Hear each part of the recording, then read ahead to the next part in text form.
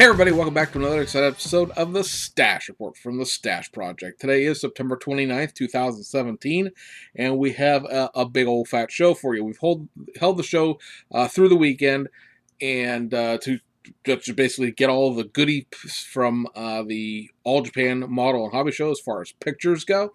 And then we have all of the kit reissues and releases for the end of September, as well as a few kit announcements.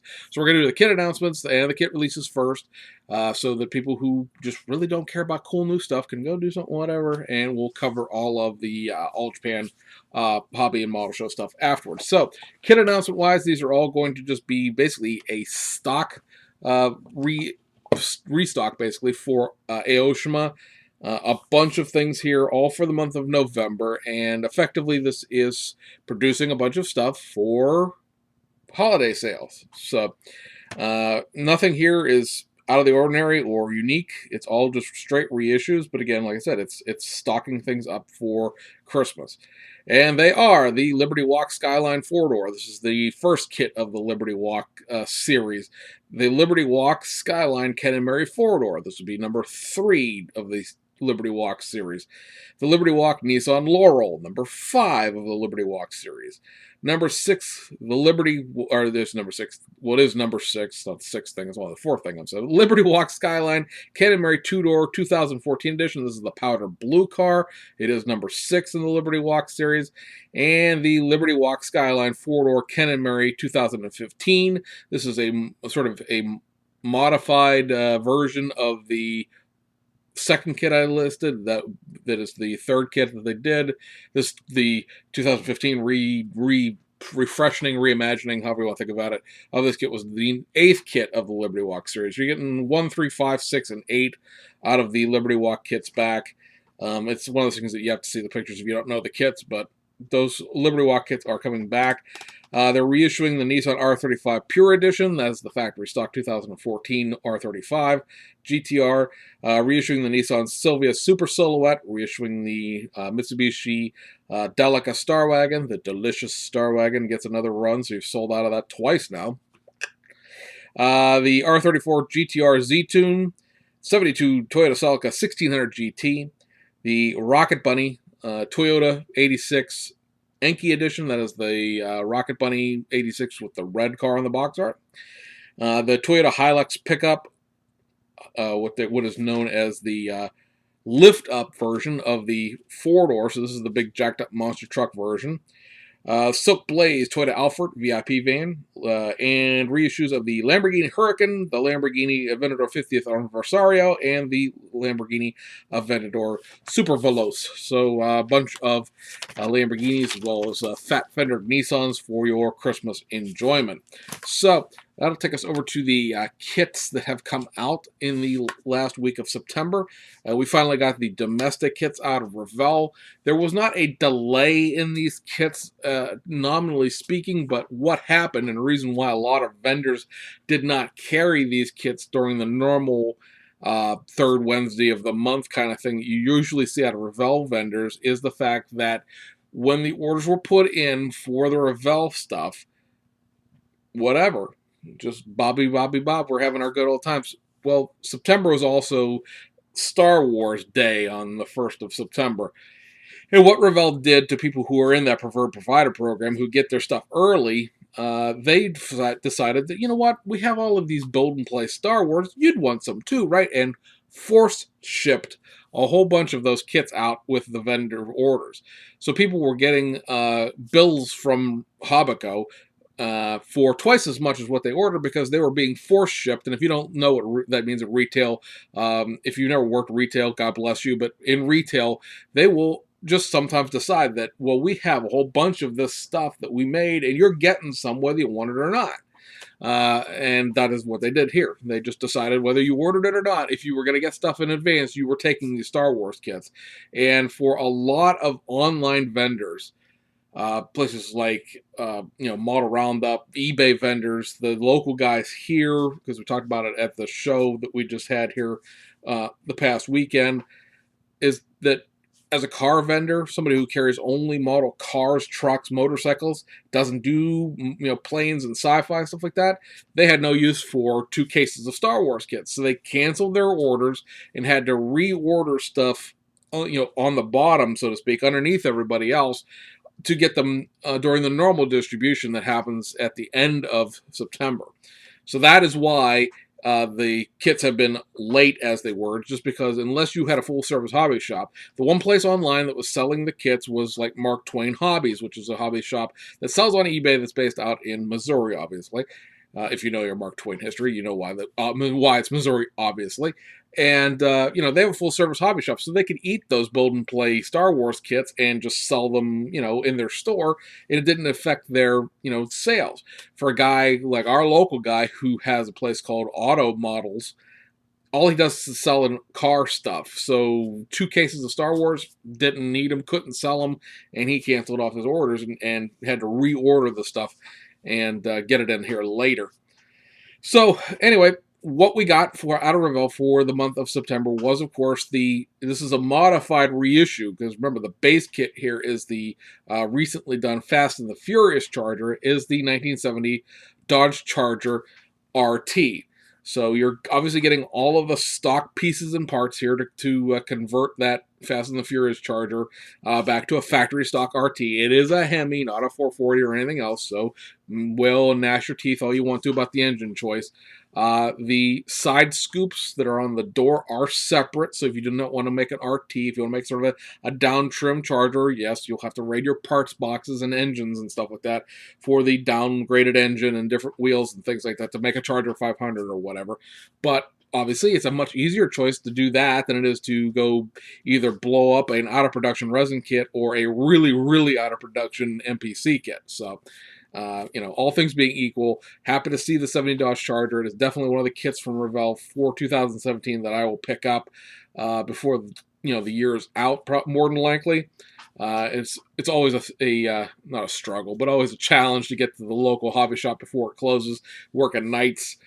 He closes usually at 6, and that's when I go to work, so I gotta not sleep and go to work early. Yeah, so, but be that as it may, it looks to be a good kit. It's sort of a clone, if you will, of the 68, 69 tooling, but remember, it is a new tool. They started with the Fast and the Furious Charger, so technically speaking, it's not that old tool from the 1990s. The other reissue out of Revell this month was the Danica Patrick Ford Fusion. Obviously, this is the same kit as the Kevin Harvick one, just with the different decals. Good luck matching colors with this, because obviously you don't get everything done in decals. Seems like the closest color matches are going to be military colors that you will then obviously have to gloss coat, because the military colors are flat. It's an interesting driver choice, I guess, of all of the Fords that are being driven. A friend of mine said, well, you have to understand it's NASCAR history. I said, is that because she's fired and now she's history? I don't know. It's a very interesting time in the NASCAR forums right now, because Danica Patrick got fired, so she's not with, she won't be with Stuart Haas at the end of the year. And it seems to be that you can't rate Danica Patrick as a driver without hating women. I'm not sure what that's all about. If you look at Danica Patrick's entire career, the only race she ever won was an IndyCar race in Japan. Ever. In her entire professional career. It's not that you hate women, it's just she's a sucky race car driver. The best she's ever finished in NASCAR, Infinity or Busch Grand National, and Monster Energy, Wisdom Cup, is 6th. And she's had a couple of top 10s here and there, but there's no way in the world that if her name was Dan Patrick, I mean, aside from the ESPN sports guy, no way if her name was Dan Patrick, that she'd still have a ride this late in the NASCAR career. I personally think she was pretty good at Indy. She almost won the Indy 500.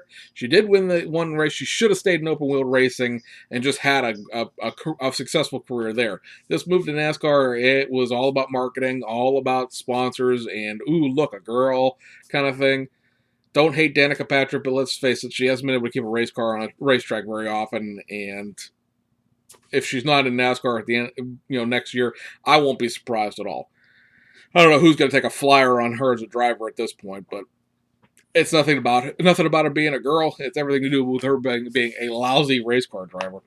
So there's that. Let's see what else we have. Reissues from overseas, of course, from Aoshima, a couple of like stock stuffers, and this is stuff that you know was set to come back out in September. The initial D R32 GTR Combat. This is one half of a two kit, not a set, because there's no way these two kits come together, but two kits you need to display side by side to truly appreciate the initial D experience of this racing series. The other thing in the background of the box art is the RX-7 that got reissued a few months ago. I want to say it was last month or the month before that the RX-7 got reissued. But this is just their standard R32 kit. It does have an engine in it, but other than a few new parts that were tooled specifically for the initial D series, it is their regular R32, and this kit was done at the end of 2015, so it's just a reissue. Other reissue that came in this month was the R34 Nissan Skyline GTR, just the regular off-the-shelf R34, the old Bayside blue there for the fans of that, so to speak. But there's nothing like new about this. Again, it's just a stock restuff, as it were. And then you have the excuse me, you have the Mola Sport Suzuki Cappuccino. This is a reissue in the Tune model car lineup. Other than getting the Volk wheels in it and the additional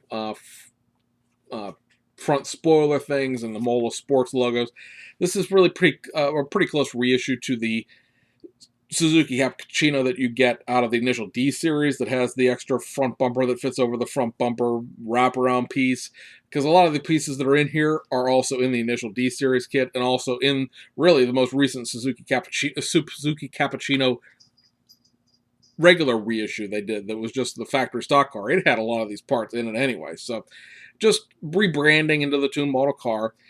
And that's the same thing for the Honda Beat RS Mach. Again, it is a kit that's been reissued not really all that long ago anyway, but is getting rebranded into this new package series where makes things easier for people to order.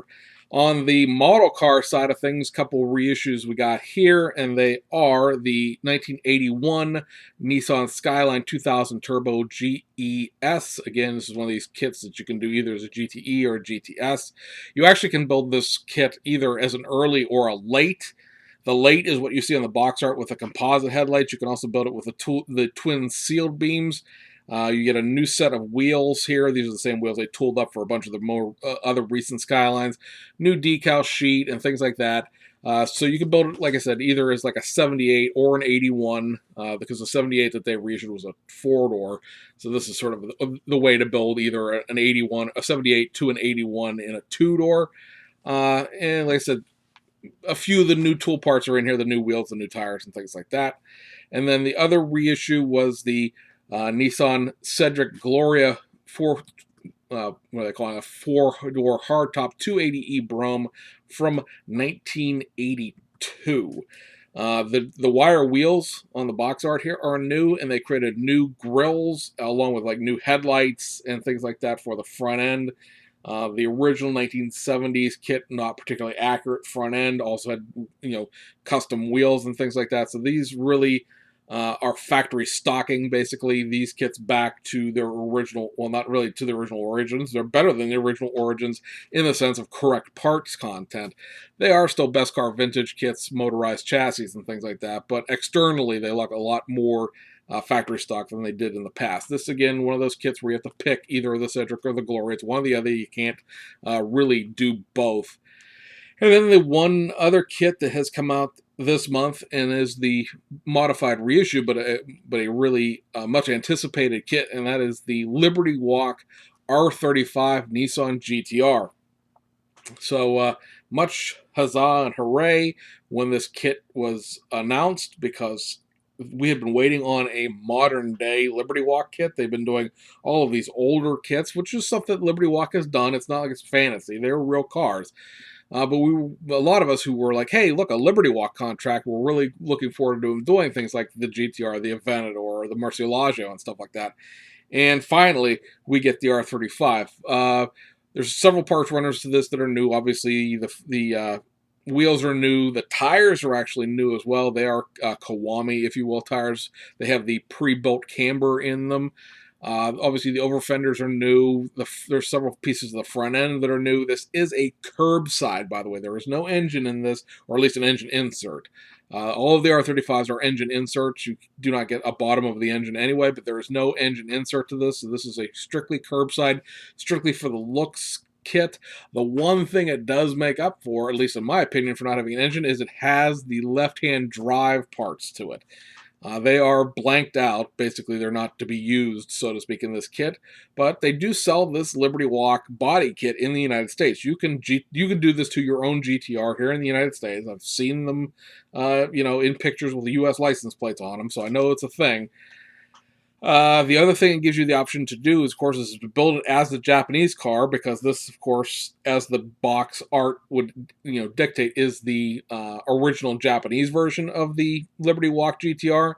And then you take those left-hand drive parts and you put them into another Aoshima GTR of your choice. One of the things I had a big problem with, personally speaking, not problem with, but difficulties in obtaining, was another North American spec 2015 GTR. I needed one of those kits to do the Studio 27 Dubai GTR police car.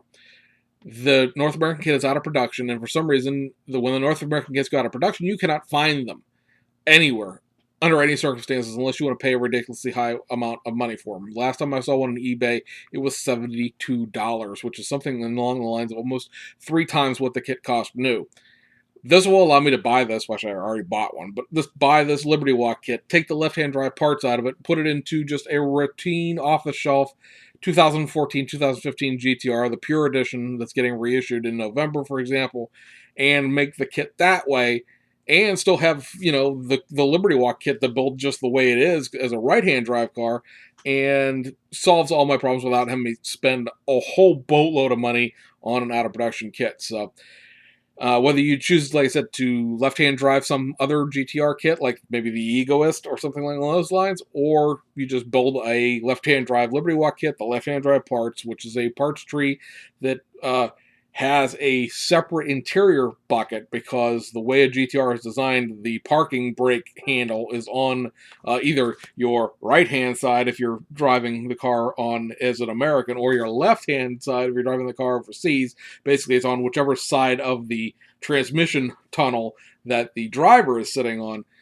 That is one of the big things. A lot of the left-hand drive transaction, or trans kits or conversion pieces that are done in Japanese kits, are like the scuttle panel itself, if it's not pre-drilled for both ways, along with left-hand drive wipers and a left-hand drive dashboard. This actually has a left-hand drive interior bucket on top of the door, the actual driver's pieces, along with the windshield wipers. So it's something to look out for if you're interested in getting both a tuner car and a free interior, basically. Obviously, the seats are not included in things like that. The left-hand drive parts are like 6 pieces, but you can use the seats out of whatever GTR you're converting, obviously.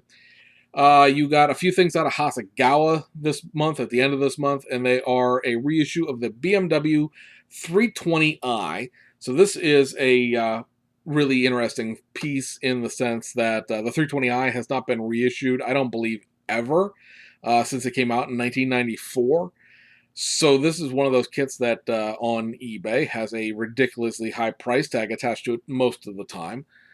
It's not really all that different from the 318i. Of course, the gag there, other than the racing version of the 318i, the 318i hasn't been reissued since the 1990s either. So if you're looking for a 1990s era BMW, your chances to get one now are really good for around $25. Hope nobody paid for one of these recently and now gets one afterwards. Why, you should always watch this show every week. But yeah, that's back out. And then the other kit that also tramples some kit value would be this, the JTCC Castrol Mugen Civic. Really interesting color attached to this one. The instructions say to do silver 2 parts, to 1 part clear blue, 1 part bright blue, so like 50, 25, 25 mix. And then the wheels and the the wheels and the mirrors and the spoiler are a fluorescent red color. It's really wild coloring package. This was originally supposed to come out in August, and it finally just came out here a couple days ago. And yeah, so while I would still love to see the other two Civics that are out there in Ferio land that have different wheels, this is the same set of wheels as the earlier Jack's car. Still happy to have it back because, again, this is another one of these kits that was an $89.99 car when it really isn't worth, that kind of money. It's $25. That's the right kind of money. Let me see what else. I know we have some Fujimi kits. I want to make sure that that's it for the actual kit reissues, and it is. So, Fujimi had 3 kits this month. They are a reissue of the Isuzu Piazza XE. This is basically the factory stock, street stock version of the kit that was done in the Yoshika Megatalk series here a few months ago. This has the regular factory stock wheels in it and the factory stock graphics package on the decals and things like that. It's a curbside kit. It's a motorized kit. Very, very basic, although it is the only way to get an Isuzu Piazza. So if you're into building your oddball import 1980s cars, this would be the only way to get one. They've reissued their Skyline 2000 GT. Notice there's no Nissan attached to that because technically this car is old enough that it is a Prince Skyline before the merger of Nissan and Prince. This can be built either as a 5.4A or a 5.4B. Primary differences here are going to be decals and things like that. Also, the 5.4B, which is what's on the box art here, I'm pretty sure, I can't say for always every time, but most of the time you see 54B, it has a black roof, regardless of what the rest of the body color is, because the 54B was a racing version, a modularization version of this car. The 54B is what raced in like the Japanese Grand Prix and things like that. So it's one or the other. Basically 95% of it is done in the decal work itself. They share the same set of wheels and things like that. So paint and decals are the separation point here. And it comes with a great big nameplate that's probably like the width of this sheet of paper that says, Skyline GT 54A, 54B. So, if you want to stick it in a display case, it's there. The thing about this kit, other than the display case, is the fact that it's a merger kit. And then last but not least is a reissue of the Nissan March, and this is being done as a Hensei number 20 station of the Yokohama Prefecture Fire Department. Decals here. There's a different set of wheels in it than a normal Nissan March that replicate the very low trim factory stock hubcaps that are on the box art. The light bar and other pieces of equipment are shared pieces that they've done with fire vehicle or police vehicles in the past. So those aren't necessarily new. It's probably about an 8/10 representation of the real car. There's a few things about the model that are not identical to the real car, but we knew that going in because they made a big deal out of the fact that due to tooling limitations, the car may not exactly duplicate. So it's just a cool little conversation piece. Certainly, if you have, the sandbar fire trucks, here's something other tiny little fire vehicle. Obviously, the sandbar truck and this are not anywhere near each other as far as what they represent department-wise. It's not like they're 2 different cars from the same station or anything else like that. But it's just a cool little conversation piece if you're looking for a piece of fire apparatus, if you will, that's also very small, like the sandbar. And that, guys, is what the kits are. So let's talk about what we found out from the All Japan Model and Hobby Show. New stuff. Nothing, unfortunately. There was no additional information from Aoshima or anything else like that, but we did get to see some really cool photos. We got to see some bell kit stuff. Modelers, which are the ones that do the full resin kits, had a whole bunch of stuff for planned out for 2018. Eventually will be for sale that I want to cover with you. So let's just hop right down into it and start salivating over the future, shall we? And so let's talk about BMAX first. BMAX, of course, had their Toyota Corona T190 as well as the Volvo 240T Group A car on display. no photos of those, just because we've seen enough of them as it is. The one thing I wanted to point out was that the Volvo 240T does include the sufficient number of decals to do both of the team cars for both of the race series. This will be a 2-in-1 kit that is really, technically speaking, if you count it that way, a 4-in-1 kit. You will be able to build both the number 1 and the number 2 cars for the Gear Race of Macau, as well as the 20 and the 21 for the Intertech series. Both those are Eggenberger Motorsports, so it's sort of all the same team. One is a race that is held once a year in Macau in China, and the other one is, of course, a race series from Japan. So there was a little bit of a wondering, at least on my part, whether or not you would be able to build both of the team cars for both of those race series, or if you were just going to be able to build the one Komachi car that won the Gear Race of Macau and the one Volvo Dealers of Europe car that won the Intertech series. You'll actually be able to build the corresponding team cars that did not win, but still ran relatively well. I believe the other team car finished second in the Intertech and third or fourth, excuse me, in the Gear Race of Macau. They also had a couple of things on display. Unfortunately, there have not been good enough photos of them put out.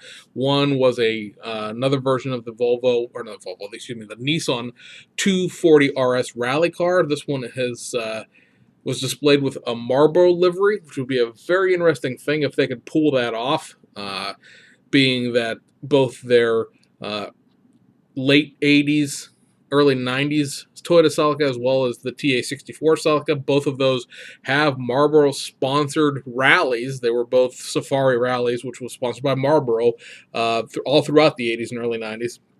That did not include the Marlboro logos. You had to go buy Taboo design or something like that in order to fill in the missing logos. The car had Marlboro logos on it at the show. There were no Marlboro logos that I could see on the actual demonstration decal sheet that they had out. Again, from what I saw of this was a video that BMAX put up that was basically a bunch of panning shots of still photographs. It was more of a slideshow than it was an actual movie. It may be that Auto Color, which of course is their decal division, may be the ones doing the decals for this, and that'll be how they skate around it. I'm not sure what rally that represents necessarily, but it did show also at least one parts tree there that has a left-hand drive, or excuse me, a right-hand drive dashboard. The kit itself comes with a left-hand drive dashboard. The other thing that I showed was being early, technically speaking, M3, but an 87, 88 BMW M3 rally car. Did not appear necessarily to be a gravel rally, more of a tarmac rally, but I don't think necessarily there were too many gravel rally races done with the M3 in the first place. But it included, I believe, 4 parts runners. So obviously the suspension's getting raised up just for rally racing. You can't run the DTM chassis in a rally. So all of the front uprights and rear struts and all that stuff are all new. There's a bunch of parts, obviously to backdate the spoiler and the ground effects to the mid 1980s version of the BMW from the 1991 Evo version that came in the original kit. There were no decals on display with this, so it may be something that's a little further off down the road, but it was one of the expected variations of the kit that was going to be coming out eventually, was a rally version, so at least that's in the pipeline, along with the 2 new cars. A lot of people have asked about the Audi, a lot of people have asked about the Lancia Super Delta. They have both answers are that they are diligently working on them, but they're not prepared to show the work as of yet, and to just be patient with them, and they're going to get them out as soon as they can. So none of those projects have been scrapped. They're just more complex, especially the Lancia Super Delta, which will be the first kit that they do, other than the 2 F1 cars, that it will have an engine in it. So it'll be the first 124 scale car with an engine in it. Now, the things that have pictures. First up, how about the Platts Hobby Nunu BMW M6 GT3? This is really the first time we've seen all the parts runners laid out with a box. So now you're seeing what the box itself is going to look like. I think we've mentioned this before. Hobby Easy has this for sale. You can also, if you really want it bad enough and are not willing to wait for it to come in a couple of weeks at your normal Japanese vendor, you can go through Rakuten or through Japanese version of Amazon to purchase it. Now, you're going to need a proxy bid service similar to Buyee in order to purchase through Rakuten or Japanese Amazon. It's going to make the kit cost more than it really should that way. A couple of Japanese only, meaning they don't ship overseas, hobby shops now have this in as well. So it's only a matter of days until it's released wide, so to speak. And then, of course, you'll have to ship it over. While we're on the GT3 theme, here is a parts runner layout for the Mercedes AMG GT3 from Tamiya. This kit should be out relatively shortly in North America. It's supposed to be coming out on the 20th of October. It is an early November release for Japan and Asia, so if you're waiting on it from Hobbylink Japan or something like that, you will have to wait probably 2.5, 3 weeks for it compared to buying it here in the United States. The difference there, of course, is the United States MSRP is $62, and the price of it at Hobbylink Japan is $32. So even with a place that'll sell you, wholesale at 40%, you're still going to be looking at like close to $50 to it compared to $32 plus shipping, which would be like $45. So if you want one, you're going to pay. You can, and you live in the North America or Europe, because I'm pretty sure this will come out in Europe in October as well. They've been doing that with all the Tamiya kits recently. Or North America and Europe gets it first.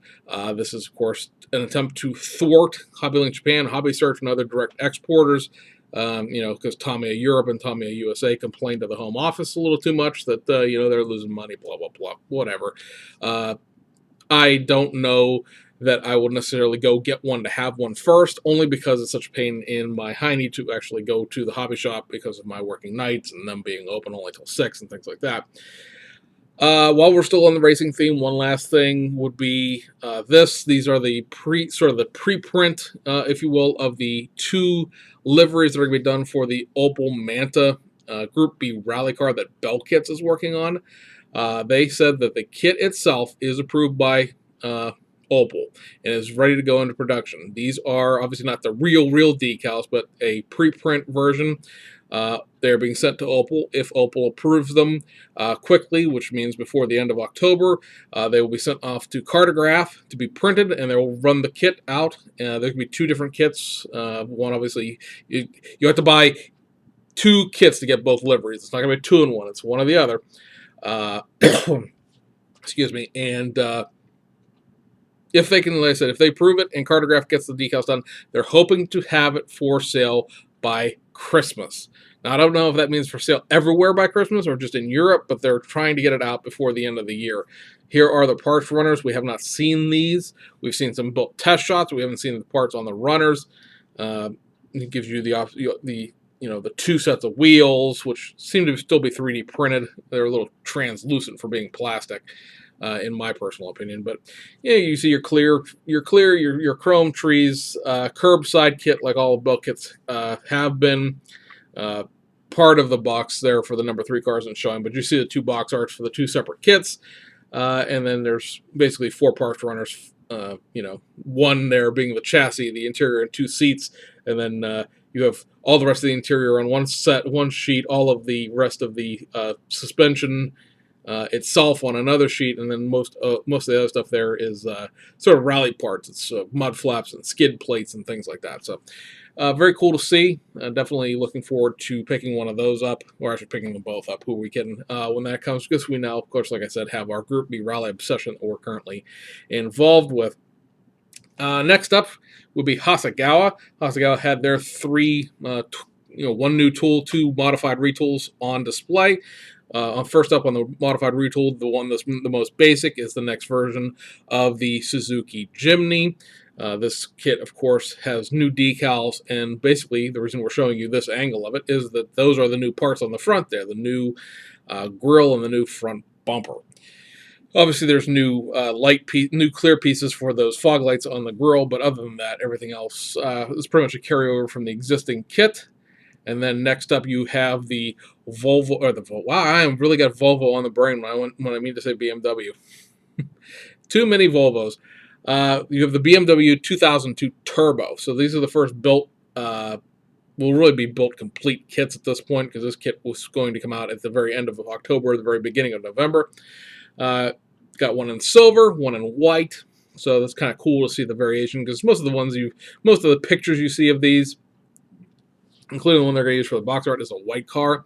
And here is a look at the parts runner for the new pieces that are in the kit. It is going to have a new body, because this represents a later version, a 1974 and later version. So it has to have the rear end tooled up to accommodate the square taillights from the round taillights that were in the original kit.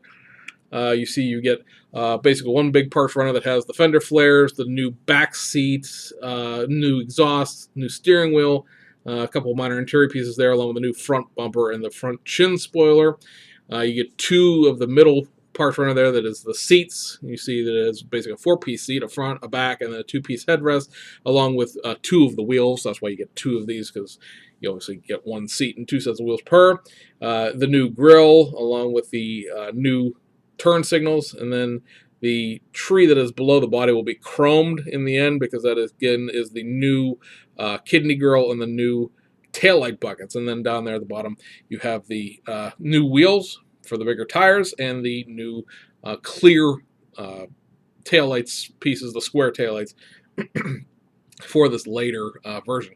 It'll be interesting to see what they include with the kit, because with the extra parts that were in the original kit, along with these new square taillights and things like that, you could build the later version of the 2002 Tii. So it'll be interesting to see how much of that factory stock stuff is left.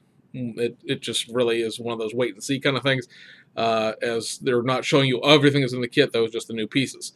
And then the brand new tool kit, of course, is the new Honda Civic RS. You're getting a couple of different builds here, one in a sort of a forest green, and the other one in a bright orange, almost an early 70s McLaren orange, if you will. So these are, like I said, brand new tools, and we finally got to see the full parts runners here. You see you have your body, your tires. It looks like a couple of different spoiler options for the chin spoiler. You've got your clear parts, and then much like this is a trait that Hasegawa has, where they will give you tire, wheels, and seats on their own little parts runners. That allows them to tool up other versions later. You can see basically by the way this parts runner is, there's a section of wheels missing. So obviously we knew this already, because every single Hasegawa kit is more than one version, but obviously there's already a version planned, because half the seats or half the wheels are missing. Your big parts runner there has the chassis, the fuel tank, the chassis, the rest of all the chassis pieces. It's got the wipers on it as well. There's two for the front, one for the back. It's got the grill back lay, as well as the exhaust pipe, the parcel shelf, the license plate blanks, and things like that.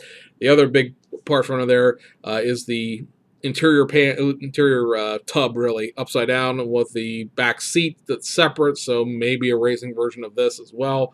It's got your front and rear struts, your center console, your brakes, shifters, interior pieces, dashboard, and all that sort of thing. This is, again, a right-hand drive only vehicle, so that dashboard isn't upside down; it's right side up. The steering wheel is obviously on the right-hand side, and then you see your parts runner. For the clear pieces, now I want to point out here a little bit of neat engineering that I see in this kit just looking at these parts runners. First off, obviously, is the fact that the trim rings for the wheels are separate. That right there instantaneously makes painting the wheels easier. Get a Molotov marker out, clean up the chrome from where you're cutting it off. The chrome runner, more than likely those chrome attachment points are behind the wheel, the way Japanese wheels tend to mount, with a sort of a boss, a flow boss that is on the back side of the actual piece instead of the side of it, like a Revell or Round 2 Mobius style wheel is. So chances are you may not even have to clean that up. And then the other thing I want to point out is, if you look down below the trim rings, there are the bumpers. Beside the bumpers over to the left, that big oval-shaped thing is the grill surround. So if you look over to the big parts tree, that thing in the middle that has that's right above the front sway arm, the front suspension there. That may actually be the rear suspension and the rear sway bars, but that thing is right there below the exhaust and above the suspension. That is the back of the grill. That's going to be, body color with the grills, and then there are chrome pieces for the headlight buckets, and then that chrome surround for the grill will go over top of it, which again makes painting everything so much easier. Again, more than likely, the attachment points are going to be on the back side of the piece, so you really don't have to worry about cleaning the chrome up that much. And even if you do, again, just Molotol it real quick, because that is one of the great uses of those chrome markers is touching up chrome attachment points like that. And you'll be able to take care of all of the assembly of the front end of the car and the wheels without having to try to either dechrome and rechrome the wheels and grill, or paint around the chrome. It'll be epically easier that way. Again, it's a curbside kit, but that's the way Hasegawa kits tend to be, other than the stuff they made at the very, very beginning of the 1980s and early 1990s, like the Porsche 944, 968, the Jaguar XJS, and things like that actually had engines. But pretty much after that initial set of kits, everything has been curbside. And that, I guess, will take us, lastly, manufacturer-wise, to Aoshima. Aoshima, you guys know most of everything they're doing is reissues, but they do have that one new tool kit, the N160V Pro Box Succeed. And the one's a utility style van. The other one is a more upscale, if you want to call it that, passenger van that's really pushing the definition between station wagon and van. So they had some built test shots of that. Both of them are done as Pro Boxes. I don't know if somebody forgot to put the Succeed wheels on the blue one, but they both end up having the steel wheels. And but it gives you the idea of what it looks like built up. And then here is your parts tree from that. Part of it is missing here. It's just the nature of the picture that was taken. What I wanted to show you mostly about this, because there's a lot of people going, well, I like this version of the 160V, but I really like the earlier version. Check out the big parts runner here. That'll be the bottom left of your screen. Notice that not only is the front bumper separate, but so is the hood and both front fenders. What making basically the whole front clip of this thing separate allows them to do is, some point in the future, go back and run another parts runner up that I'm sure is already tooled, but run another parts runner in the future that will be the pre-facelift, the pre-2012 front end. And that's a pretty nifty piece of engineering in of its own right, because now you don't have to retool a whole new body. You can just put out another parts runner that size that has the new hood, the new bumper, and the new front fenders on it. And of course, you'll need new glass pieces and things like that, new grille. But overall, it's a much less investment to have, let's see, there's 1, 2, 3, 4, 5, 6, 7, there's 8 pieces on that runner. So that's like a $10,000 piece of tooling for that runner, compared to probably, $15,000, or excuse me, closer to probably $50,000 to tool up that body itself. So, it's a much less investment. Now, the key, of course, to this, much like the Toyota Alphard that Fujimi did, that was all a bunch of pieces and parts like that, is how well it all lines up and goes together. So that will, of course, be the gag when it comes out. And then last but not least, we want to show you a few things here. We normally don't really talk much about resin, but I have one piece from this company, and it's a pretty quality piece, so we're going to go ahead and talk about this. There's a company called Modelers. They are I would say a mid-level resin casting company out of Japan. They're a little mass-producey, if you want to call them that. I mean, their stuff is limited edition in the sense of, it's not a model kit; it's a piece of resin. But there are a little more pieces, and I mean by total number of production, not the number of pieces you get in the kit. They produce more models or more kits of these resin models than, say, a Scale Model Creators or a Supercar Modeling Project 24 or things like that. They're the high-end boutique guys. So they had a whole slew of things on display that are going to be their projects for 2018. Now, they have done a number of race cars in the past. I would still like to find their Super GT Corolla that they did. I had a line on one.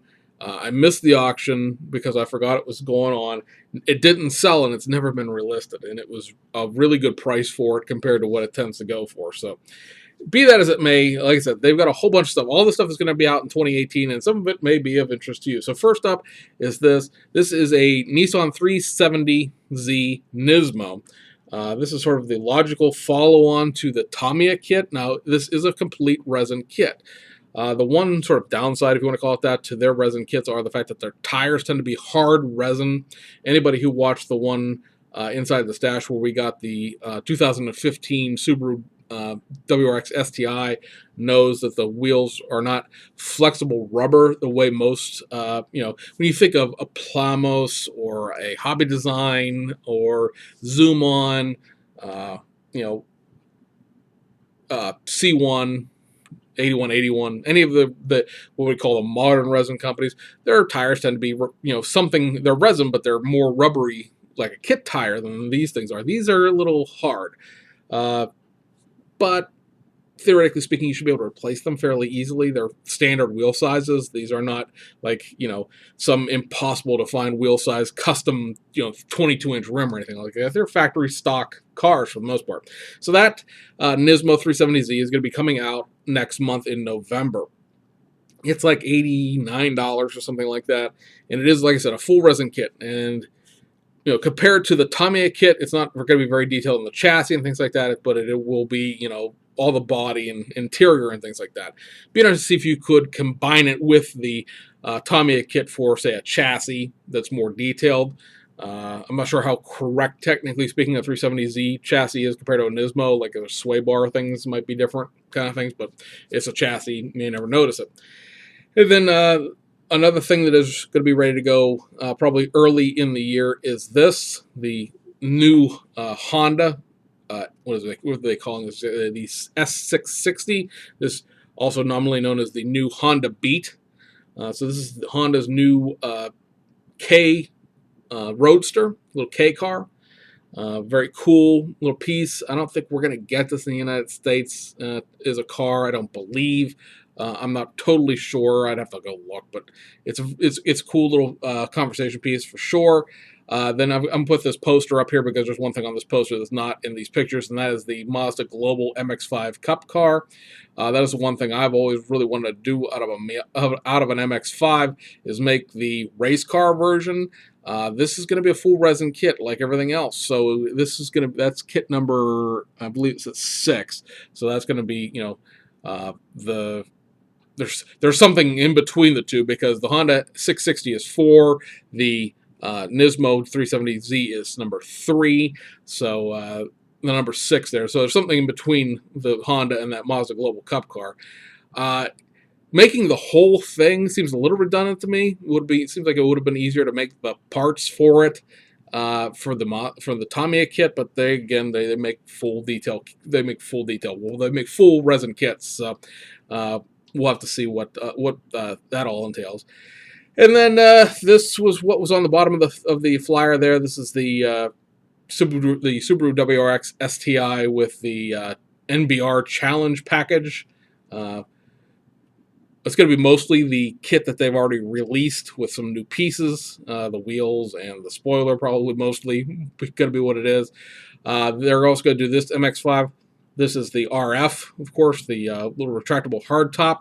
This, again, seems a little redundant to do a whole resin kit of because there is, of course, the Tamiya base kit out there. And then, frankly, as far as I'm concerned, the Plamos conversion for $16 is going to be a lot better value than a whole resin trans kit that looks like the roof is permanently up on for, $80, $90. But be that as it may, they've also got the Toyota Prius, the current Prius Touring Edition. So for anybody who had the Fujimi kit and one of the newer updated model, that's going to be coming along.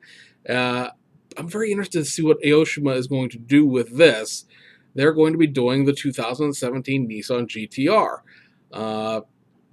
Kind of expect Aoshima to update the kit. I mean, right now it's being done with the whole Rocket Bunny thing, but it seems like they would update it to the 2017. They've updated it every time the body style has changed, even in the most remote ways, since the car came into existence in 2007.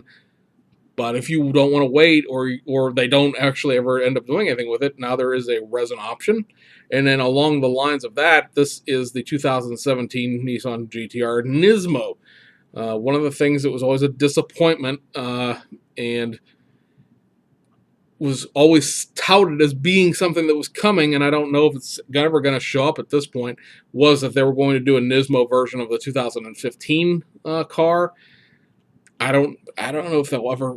I really don't know if they're going to do one at this point. A lot of stuff at Aoshima changed when the head of international sales left, and their 3D design guy left, and it's Aoshima is not by any stretch of imagination in trouble or anything else like that. It's just they seem to have changed course a little bit. So it's interesting to see if there's some stuff that we've talked about in the past that has never come to fruition, and Aoshima was never a company in the past that ever did like, hey, this is going to come out, and then it just never showed up. A great example of that would be the version 2 of the Rocket Bunny kit that was going to have a supercharged engine. Whatever happened to that? That's like 4 years in the past at this point, so I don't know. And then they're going to do a couple of race cars. One is a historic race car, and that is the Prince R380. This will represent the 1966 Japan Grand Prix. As you can see back there, the price of it is going to be 12,000 yen, which is around about $108. So, again, that's what your price is going to be, somewhere between $80 and $110, $115. I know a lot of people are very, very excited about this car just because it's a historic vehicle. Not particularly the most. Well, actually, it was a successful race car for like 1 year, and then it got replaced, and that car was pretty successful, and it sort of gets dicey after that. And then the one kit, of course, I'm very, very excited about is this. It is the Moto Autech 2014 Super GT car. So this will be a GT 500 class, the top level class. Very interested to see if they plan to do more, because there are 5 GTRs running in 2014. 2014 was sort of when the new body style NSX came into being, which was called the NSX concept at the time, because the NSX itself wasn't out yet. The GTR and the Lexus, and there were 5 teams of each. So I really don't know at what is basically an undisclosed price tag at this point, and a 2018-ish vague release date, when this is going to be, what this is going to cost. I would assume more because of all the livery things, and Super GT is very expensive to license in Japan for some reason, from what I understand. But I'm thrilled. I mean, I'd like to have a 2018 or 2017 version, but I'll take a 2014 version because I have a couple of 2014 GT 300 class cars that I can build that'll go along nicely with it. And again, I would buy 5 of them. If they include the liveries to do all 5 cars, I'll buy 5 of them because I would do all of the cars. So that, guys, wraps up. So, pay no attention to the fact that the room has changed. Pay no attention to the fact that the hat and the shirt have changed. This was all one contiguous video, certainly not 2 pieces. So that is what has gone on this week, along with the All Japan Model and Hobby Show. And we'll see you guys on the other side.